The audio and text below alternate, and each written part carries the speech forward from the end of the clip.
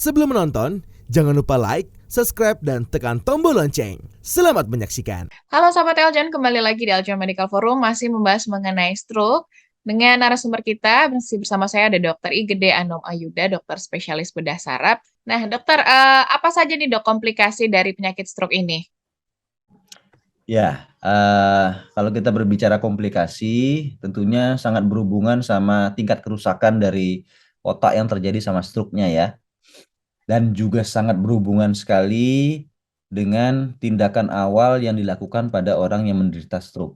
Semakin telat dia datang ke tempat istilahnya ke fasilitas kesehatan terutama IGD ya, untuk merestorasi otaknya dia itu yang dari kesumbat, yang dari pecah, akan semakin banyak sel otak yang rusak. Otomatis akan semakin banyak istilahnya komplikasi-komplikasi atau gejala lanjutan yang bisa terjadi. Nah, itu berhubungan dengan bagian otak yang rusak. Nah, seperti yang saya bilang tadi, paling umum itu terjadi di daerah basal ganglia dan namanya atau daerah talamus bisa juga, yaitu gejalanya dia akan menetap. Hmm. Jadi misalnya kena nih stroke, lemah, pelo, apa namanya, merot, ya udah dia akan menetap, ya, menetap dia akan begitu. Aktivitasnya terganggu karena kalau orang lumpuh kan udah nggak bisa beraktivitas secara normal lagi ya. Hmm.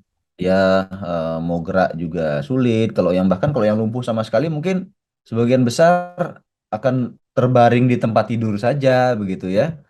Nah, itu nanti bisa muncul lagi tuh masalah-masalah lainnya. Kalau orang tiduran terus, bokongnya bisa luka, ya, paru-parunya kurang bagus, sirkulasinya kena infeksi, asam lambungnya meningkat. Nah, itu udah komplikasi jangka panjangnya lagi dari efek dari stroke di mana dia tidak bisa beraktivitas akibat lumpuh, muncul lagi tuh yang lain-lain.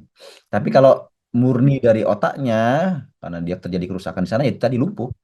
Lumpuh tergantung lokasi otaknya. Nah, yang paling sering daerah basal ganglia tadi, lemas paruh tubuh, tidak bisa apa bicaranya cadel gitu ya. Kemudian kadang-kadang ngatur air liur nggak bisa, lemas paruh tubuh, atau mungkin kalau tadi yang otak kiri yang kita bahas, ya dia nggak bisa bicara, udah pakai bahasa isyarat aja gitu. Itu apa namanya komplikasi-komplikasi yang terjadi akibat kerusakan otak akibat stroke ya. Kalau Hmm. jangka panjangnya ya tadi itu tadi. Kalau udah rebahan terus, udah macam-macam muncul keluhan yang lain tuh. Hmm. Infeksi lah paling berat sih infeksi ya, infeksi paling banyak nyebabin apa namanya kecacatan dan kematian pada akhirnya. Kurang lebih seperti itulah kalau orang stroke ya. Oke. Hmm, Kemudian dokter, ada yang bilang juga katanya stroke ini salah satu jenis serangan jantung, dokter katanya karena tiba-tiba gitu dok. ya. Jadi begini, faktor risiko terjadinya serangan jantung dan serangan stroke itu sama. Jadi darah yang kental, kemudian mengendap, kemudian gumpalannya lepas. Nah, kalau jatuhnya ke jantung, ke pembuluh darah jantung, serangan jantung namanya. Terjadi secara tiba-tiba juga. Kalau dia lepasnya nyumbatnya di otak, stroke namanya. Penyebabnya sama. Darah kental, terjadi apa namanya penumpukan plak, kemudian ada bagian plak yang lepas. Tinggal dia lepas kemana aja gitu. Karena dua dua bagian itu yang sangat vital, di mana kalau terganggu dia langsung bikin serangan tiba-tiba. Nah, jantung sama otak gitu ya. Yang satunya serangan jantung, satunya stroke. Tapi hal yang terpisah gitu lah. Paham ya? Oke, tapi sama intinya Ah, ya dok ya, beda ininya faktor aja. risikonya sama. Faktor risikonya sama antara dia kena jantung duluan atau stroke duluan gitu aja. Faktor Hmm. risikonya sama. Faktor Oke. risiko. Hmm. Terus katanya dokter serangannya ini sering terjadi saat mandi ya dokter, makanya katanya banyak orang yang terjatuh di kamar mandi itu gimana dok? Iya, ini banyak pertanyaan sebenarnya. Memang sering sih ya. Mungkin penjelasannya itu begini ya.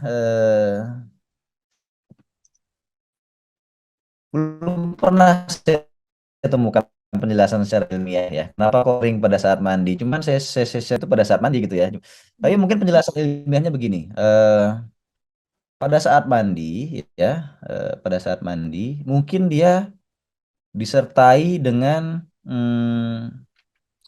apa istilahnya buang air besar ya, buang air besar mungkin atau buang air kecil begitu ya. Nah, di saat kita melakukan apa namanya aktivitas buang air besar atau buang air kecil, itu kita mungkin mengedan ya, mengedan. Nah, di saat mengedan itu aliran darah ke otak itu bisa meningkat.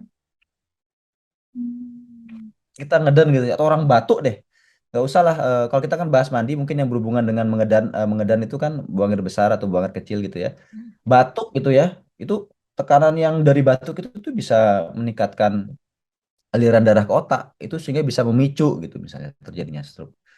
Tetapi sebelumnya kalau dia tidak punya faktor risiko ya tidak akan terjadi juga. Itu biasanya pada stroke-stroke yang pecah pembuluh darah itu, karena tekanannya tinggi. Sebelumnya dia emang sudah punya hipertensi, tensinya dia tinggi, tapi dipicu lagi oleh apa namanya, aktivitas mengedan itu, sehingga aliran darah ke otaknya tiba-tiba meningkat, sehingga pecahlah pembuluh darahnya dia. Mungkin ya salah satunya itu ya.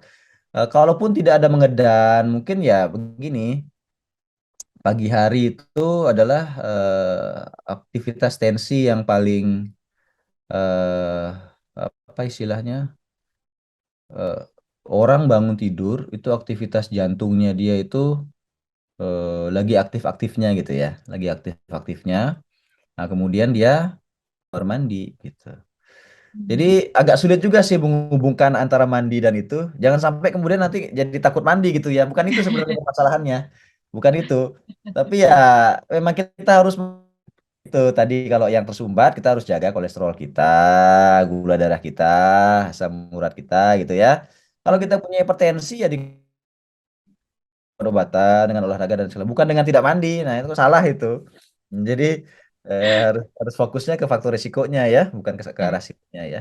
Karena ada faktor resikonya juga ya dok ya tadi ya, Ya, nggak jadi. nggak akan kejadian stroke kalau nggak ada faktor risikonya gitu loh. Jadi aktivitas mandi yang coba kita hubung-hubungkan itu sebenarnya ke arah mengedannya, sehingga faktor risiko yang sudah ada dengan punya hipertensi yang tinggi itu jadi ada tambahan gitu loh. Kalau Hmm. orang normal mah nggak apa-apa. Kalau itu semua orang mati di kamar mandi. Oke. Ya, sudah ada faktor risikonya dia sebelumnya, pasti sudah ada. Oke. Nah, kalau misalnya ada seseorang yang mengalami gejala stroke ya dokter yang tadi juga sudah Ya. dokter sebutkan, apa dokter yang mungkin bisa dilakukan oleh keluarga atau temannya gitu dok? Nah, ini yang paling penting nih. Hmm, Tentang stroke ini yang paling penting ini yang harus diperhatikan oleh setiap orang awam ya, baik untuk dirinya sendiri, untuk keluarga ya. Jadi time is brain ya, di mana secara ilmiah itu dikatakan otak itu masih bisa recover, masih bisa balik lagi normal seperti semula. Kalau penanganannya cepat di bawah 3 jam, terutama buat yang tersumbat ya. Yang tersumbat misalnya serangan, lemah, lumpuh, di bawah 3 jam kita bisa lakukan restorasi otak dengan melepas sumbatannya, entah dia dengan intravena atau dengan intervensi, itu bisa balik normal lagi seperti semula. Tapi kalau di atas 3 jam biasanya otaknya sudah rusak duluan. Dikasih pun obat itu, diintervensi pun itu sumbatannya diambil, otaknya sudah terlanjur mati sel-selnya, udah telat. Jadi time is brain ya. Ada yang bilang 4 jam, ada yang bilang 3 jam, ya kita ambil yang lebih cepat aja. Intinya semakin cepat semakin baik. Semakin sedikit sel otak yang rusak, yang Hmm. bisa diselamatkan. Sehingga bisa kembali lagi seperti normal. Ya. Jadi secepat mungkin lah bahasanya. Tapi kalau ditanya patokan waktunya sebenarnya 3 jam paling maksimal ya. Di Hmm. bawah itu kita masih bisa mengembalikan bahkan sampai ke normal lagi. Kemudian yang penting juga yang perlu diperhatikan, sering kali begini, ada yang namanya stroke mini. Ada istilahnya stroke mini. Stroke mini atau bahasa medisnya itu transient ischemic akut ya, TIA. Jadi gejalanya itu seperti ini. Dia mengalami kelemahan separuh tubuh nih, tiba-tiba ya, kelemahan separuh tubuh, tapi tiba-tiba hilang sendiri, balik normal lagi. Dia normal. Dari yang sebelumnya lemah tiba-tiba balik lagi dia normal. Nah, itu dia mengalami stroke mini, mengalami TIA itu, di mana sumbatannya yang itu secara kebetulan dan ya mungkin apa namanya bisa lepas sendiri lah intinya dari yang kesumbat itu. Hmm. Dia bisa, ya sudahlah mungkin itu hanya apa, gangguan biasa, padahal dia itu mengalami stroke mini transient ischemic attack, di mana sebenarnya dia tuh punya faktor risiko untuk 10 kali lebih besar mengalami stroke yang berat di masa yang akan datang. Oke. Banyak yang seperti itu, ternyata dia sudah pernah kena stroke mini, datangnya waktu yang serangan berikutnya yang sudah lebih berat gitu. Hmm. Nah, kalau Berarti ada yang cepat pernah, dicegah ya dok ya? Iya, kalau ada yang sudah pernah mengalami seperti itu, segera periksakan diri. Anda masih disayang sama Tuhan, lebih disayang sama Tuhan. Diberi kesempatan untuk istilahnya dikasih alarm ya, warning sign gitu loh. Saya ini sebenarnya sudah punya faktor risiko. Mungkin selama ini nggak pernah periksakan diri Anda. Cari faktor risikonya. Jangan sampai terkena risiko yang 10 kali lipat yang lebih besar, lebih berat itu di masa yang akan datang yang kita nggak pernah tahu. Entah besok, lusa, bulan, apa. Serangan berikutnya biasanya lebih berat kalau yang seperti itu. Ya. Nah, itu pesan buat teman-teman awam. Kalau ada keluarga ataupun diri sendiri pernah mengalami hal seperti itu, jangan abaikan, jangan dianggap sakit-sakit flu biasa atau lemes apa lagi nggak enak badan gimana gitu. Itu udah warning ya, alarm sign gitu loh. Segera Oke. periksakan diri, jangan sampai nanti kena yang lebih berat ya. Oke. Kemudian dokter, apakah bisa disembuhkan dokter? Pengobatannya seperti apa dok? Ya, berbicara masalah pengobatan ya, tentunya disesuaikan sama penyebabnya. Tadi kan kita bahas ada dua ya, ada yang kesumbat sama yang pecah. Kalau yang kesumbatan ya sumbatannya dihilangkan. Kalau yang pecah, misalnya jumlahnya besar sekali sampai menekan otak, dioperasi, diambil darahnya gitu. Sedot Hmm. darahnya, di stop sumber pendarahannya gitu ya. Nah, kemudian yang paling penting lagi pada orang yang sudah terlanjur terkena stroke adalah pengendalian faktor risiko ya. Tahap awal menangani stroke-nya, tapi setelah itu kita harus mencari faktor risikonya. Kenapa kok ini terjadi? Misalnya ada gula darahnya dikontrol, ada kolesterolnya dikontrol, diobati. Semua faktor risiko itu harus apa namanya dimodifikasi, diperbaiki ya. Jangan sampai kena serangan lagi berikutnya. Karena itulah penyebab dia terkena stroke-nya ya. Kemudian ya aktivitas fisik harus dilakukan ya. Selain kita memodifikasi pola makan gitu ya, aktivitas fisik juga harus dikerjakan, olahraga yang teratur gitu ya. Pilihan olahraganya juga harus yang bagus, Hmm. jangan yang kompetitif.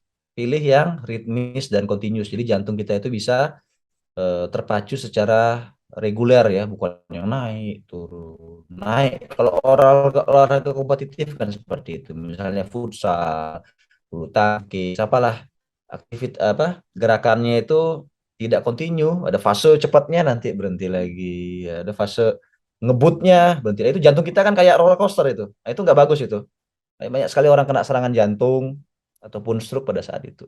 Kurang baik. Jadi tidak disarankan olahraga seperti itu. Pilihlah olahraga yang ritmis dan continuous, jadi gerakannya konstan. Jadi jantung kita itu terpacu dengan baik gitu ya. Misalnya berenang, berlari dengan kecepatan yang sama, sepeda gitu ya sambil mengukur nadi kita sejauh mana ada thresholdnya itu kan. Nah itu yang baik pilihan olahraganya. Kemudian lagi terapi yang paling akhir ya rehabilitasi ya, pemulihan. Karena terutama buat yang sudah mengalami kelumpuhan, harapannya dia masih bisa ada perbaikan, ya harus dilakukan rehabilitasi, latihan fisik, terapi fisik. Kalau ada yang kena otak kiri, gangguan bicara, terapi bicara, gitu misalnya. Hmm.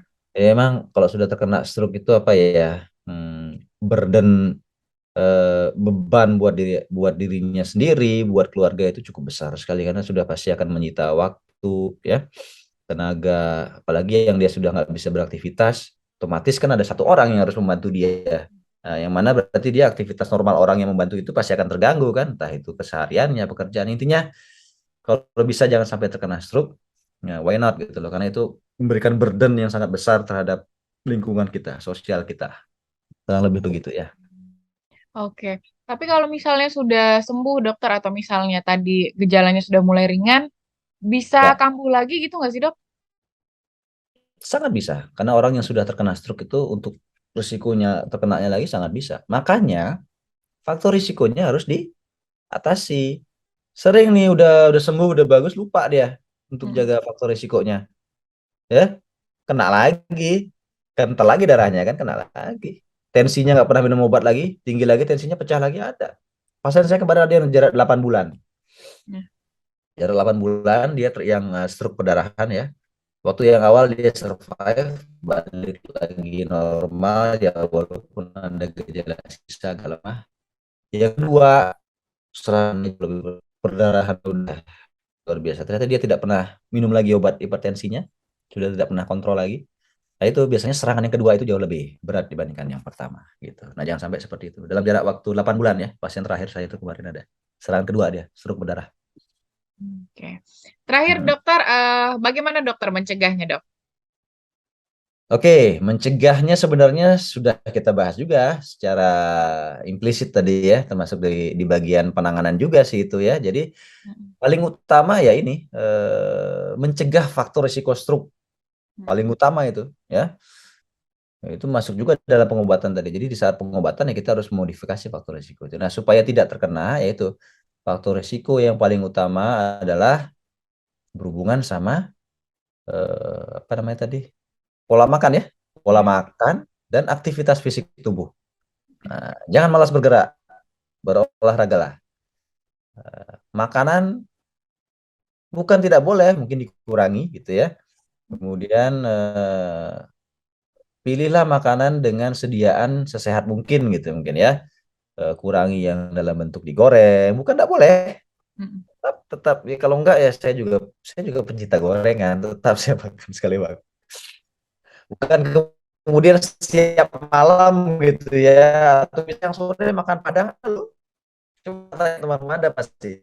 Pagi siang sore makan padang gila. Nah, efeknya dirasakan beberapa tahun kemudian itu. Jadi menjaga pola makan, mengatur aktivitas tubuh sehingga tubuh kita tetap seimbang gitu ya. Sehingga faktor-faktor risiko yang menyebabkan stroke tadi termasuk jantung juga sama itu. Faktor risikonya ya, kita akan terhindar dari hal itu. Dan usahakan kalau sudah berusia di atas saran saya sih di atas 30 ya, 30 atau 40 lah maksimal.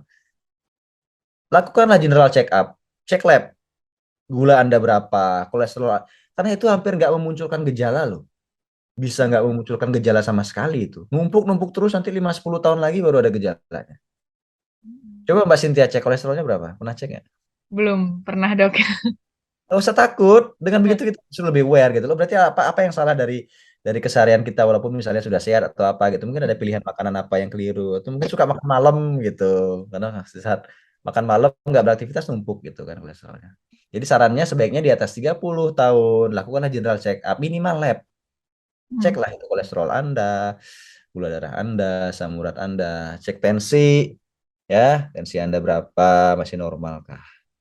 Nah, Walaupun nggak ada gejalanya, kalau nggak ada kolesterol itu, gejala. Jadi paling enggak dari awal itu sudah ketahuan yang ke arah sananya gitu loh. mm, Jangan sampai ketahuannya udah yang berat, sulit modifikasi faktor risikonya gitu ya. Mm-mm. Oke deh, terima kasih Dokter Anom Yuda atas sesinya hari ini. Terima Ya, kasih Dokter. sama-sama Mbak Cynthia. Sahabat Eljan, tadi kita sudah mendengarkan ya mengenai stroke. Jadi yang paling penting tadi bagaimana kita menghindari faktor resikonya terkait dengan pola makan, kemudian aktivitas fisik juga, berolahraga. Dan tadi lakukanlah check up ya biar mungkin segera tahu apa yang apakah ada penyakit tertentu ataukah kolesterolnya tinggi sehingga bisa dilakukan pencegahan atau pengobatan yang tepat dan lebih cepat. Semoga berguna juga bermanfaat bagi kita semua. Saya Cynthia dan juga Dr. I Gede Anom Ayuda, dokter spesialis bedah saraf, pamit undur diri. Sampai jumpa. Hi everyone, my name is Elizabeth Gabriela Kristanadali from the Pearl of Indonesia, North Sulawesi. Jadi kalian udah nonton kan videonya? Jangan lupa like, subscribe, dan share. Thank you, bye-bye.